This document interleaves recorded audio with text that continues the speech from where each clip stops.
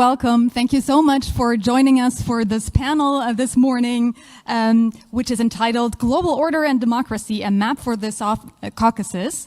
My name is Anja Welaschak, and I'm the international editor at the German newspaper Tagesspiegel. And please join me in a warm welcome to our panelists this morning.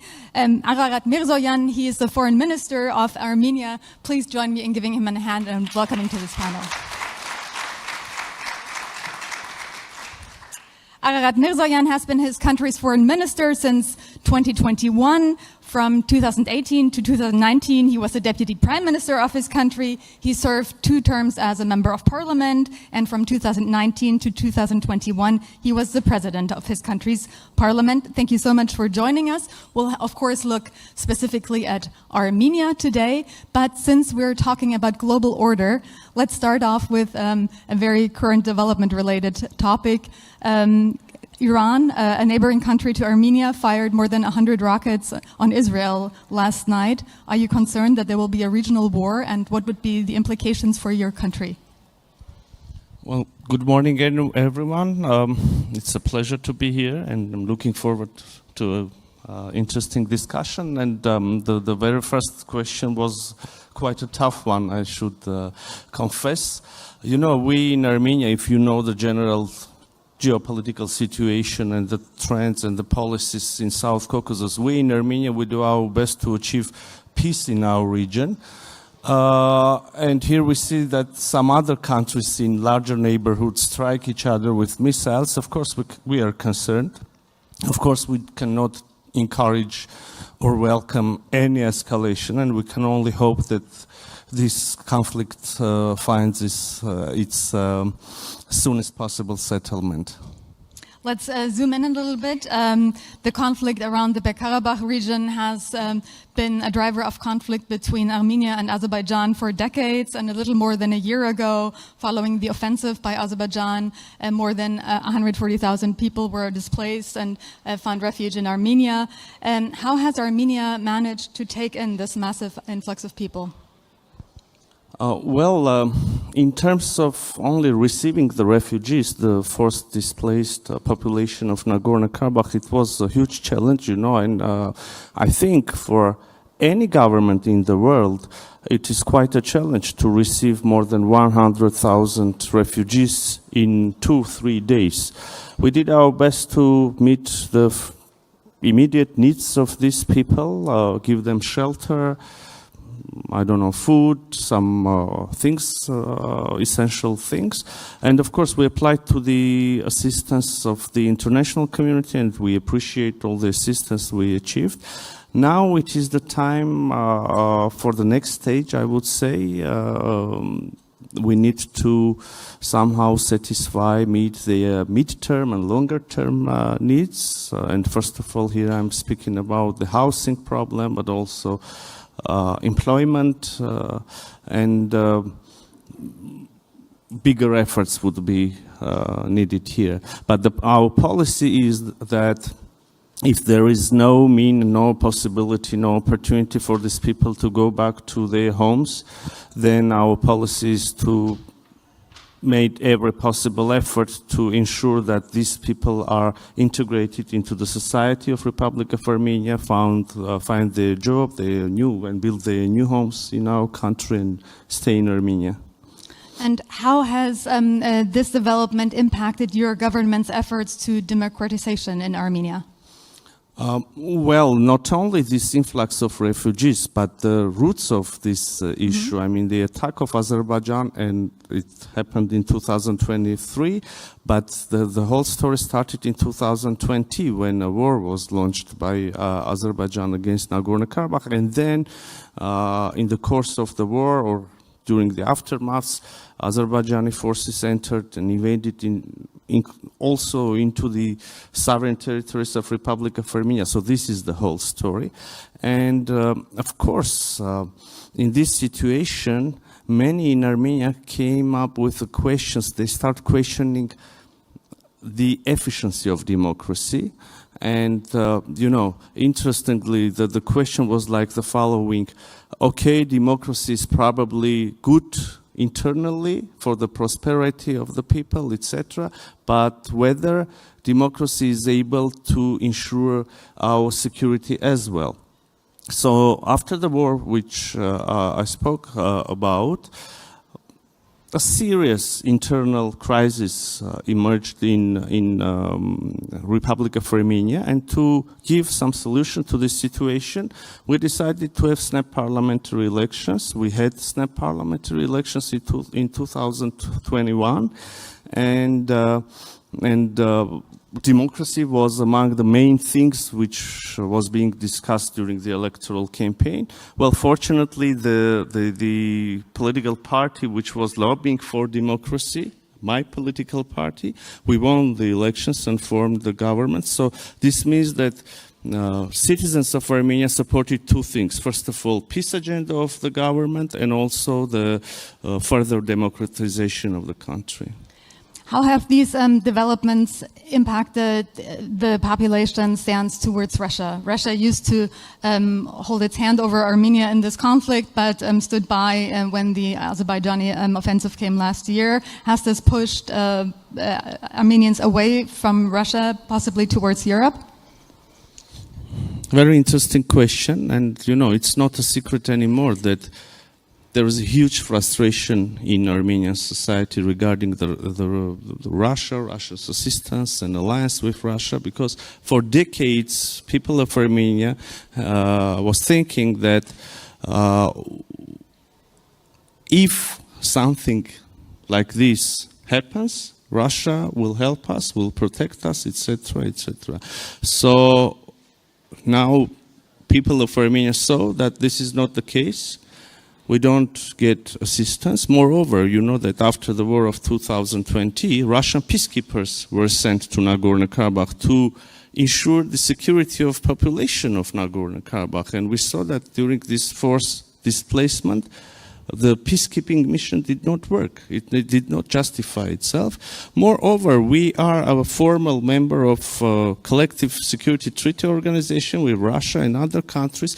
And when we had attacks on our internationally recognized borders, we saw that again, neither Russia nor our formal allies from CSTO, they did not react. At least their reaction was not fitting with our expectations. So, of course, as one can assume, this created huge frustration, and now people in Armenia, they are considering some other options.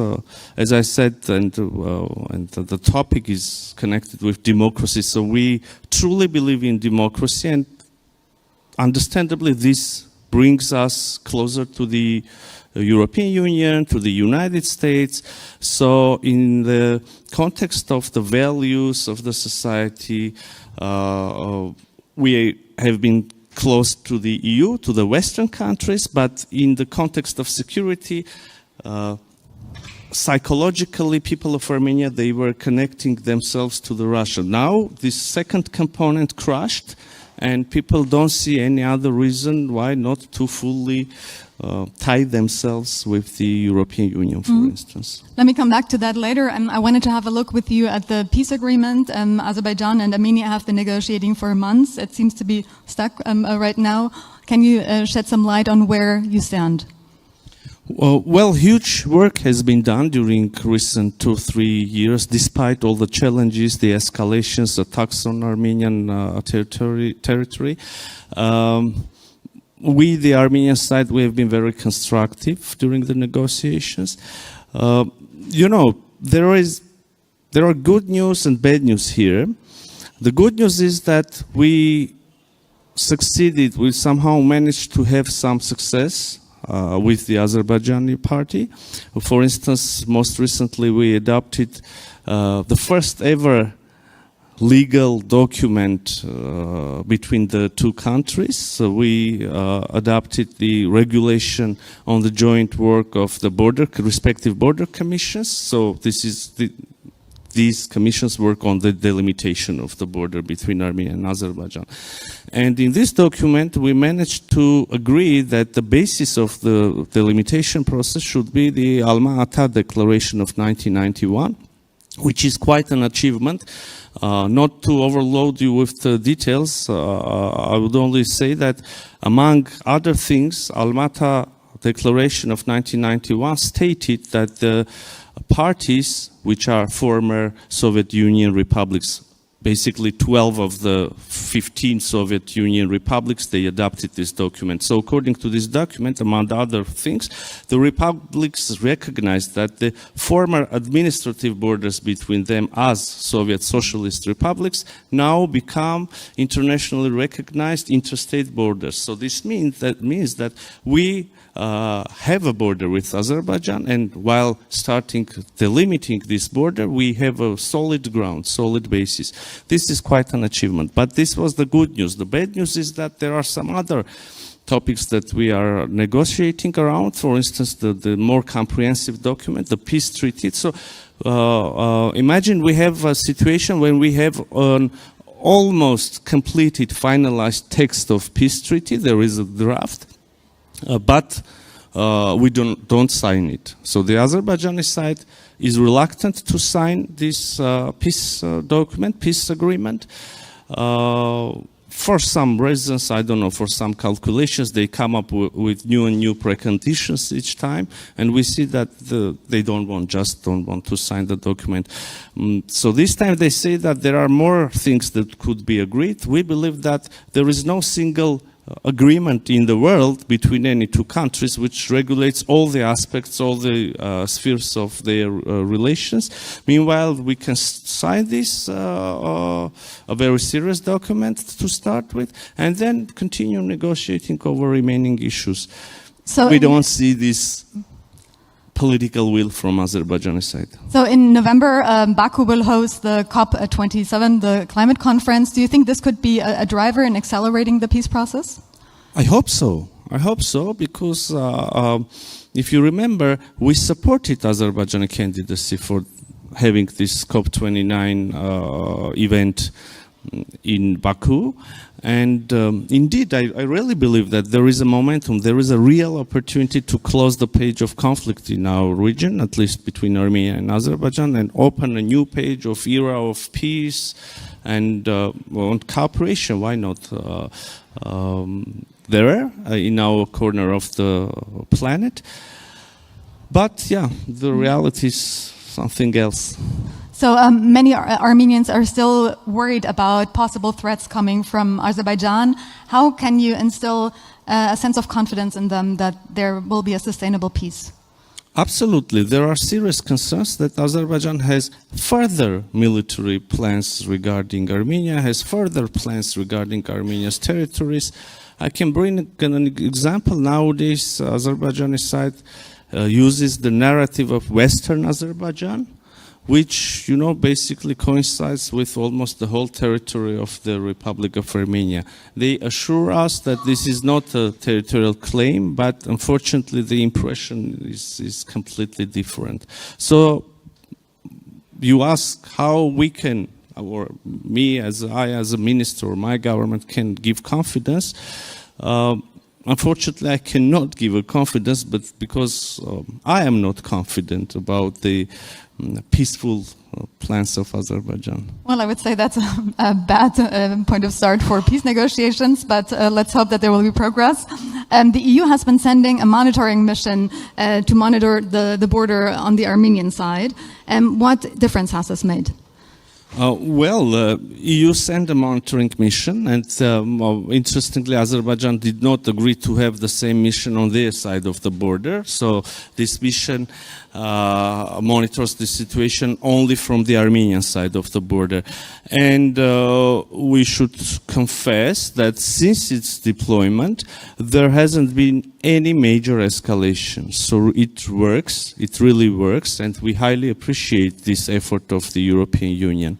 And by the way, speaking about the European Union, if you don't mind, this is not the only tool that now is used to strengthen Armenia's resilience, be it economic resilience, be it, political resilience, or to ensure somehow stability in the region.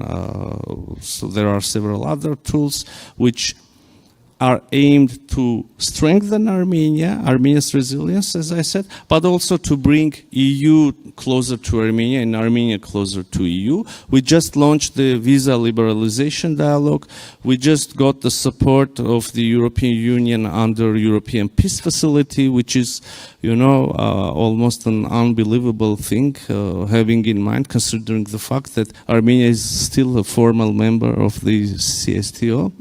And some other things. We now work over a new comprehensive document, which is entitled a New Partnership Agenda. So more is coming.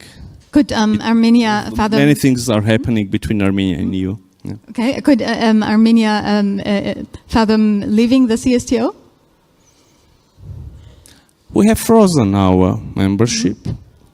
And we don't have any intention to return to those relations that existed before these incidents.